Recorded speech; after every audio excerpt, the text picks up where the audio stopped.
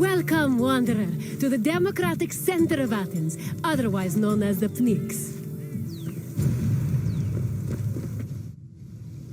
The Athenian assembly was known as the ECclesia. It met at the Pnyx 40 times a year to discuss various civic matters, and each session usually lasted a few hours. The word Pnyx is believed to mean something close to packed together.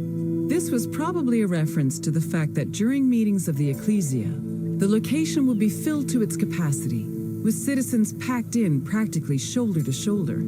All male citizens were allowed to directly participate in the democratic process. Those over 20 years old had the right to speak and vote, while those over 30 could be elected to the higher position of magistrate. In total, there were approximately 30,000 citizens in Athens in the classical period. To draft and adopt decrees, 6,000 of them had to attend the meeting.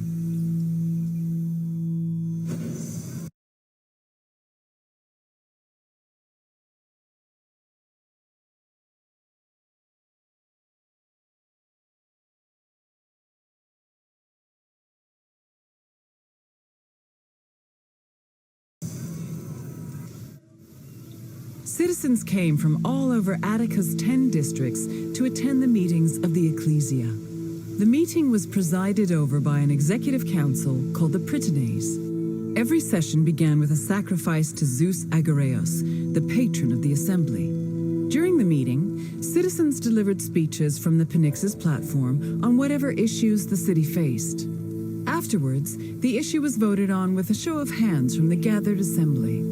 The ECclesia made important decisions about subjects like grain importation, expenses, and declarations of war. While they could not directly enact laws, they had a say in appointing Athens' legislators, which gave them a large role in shaping the city's daily operations.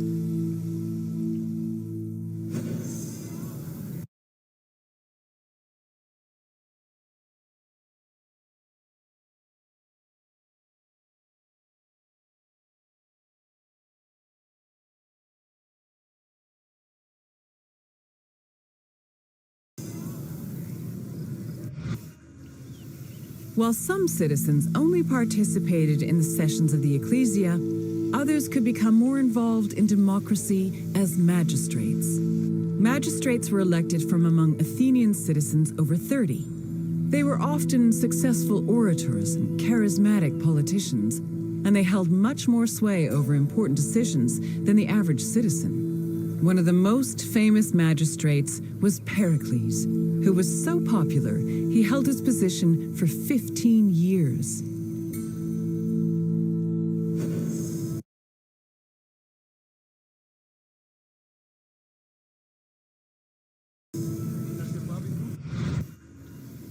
In theory, every Athenian citizen over the age of 20 had the right to participate in the assembly. However, some of them lived far from the city, and others could not financially afford to miss a day of work to attend meetings. For these reasons, the city introduced a special allowance called a misthos ecclesiasticos in the 4th century BCE, meant to encourage participation. Originally, it was 2 obols, but the politician Cleon raised it to 3.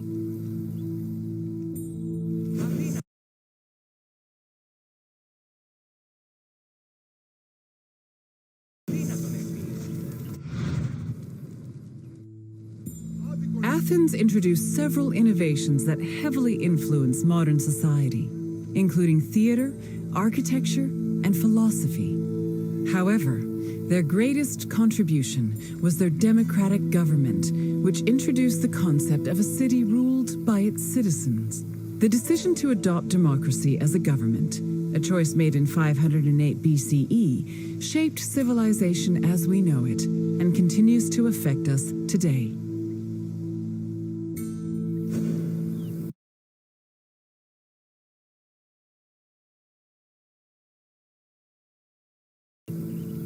You know enough about democracy to be a politician yourself. Well done, wanderer.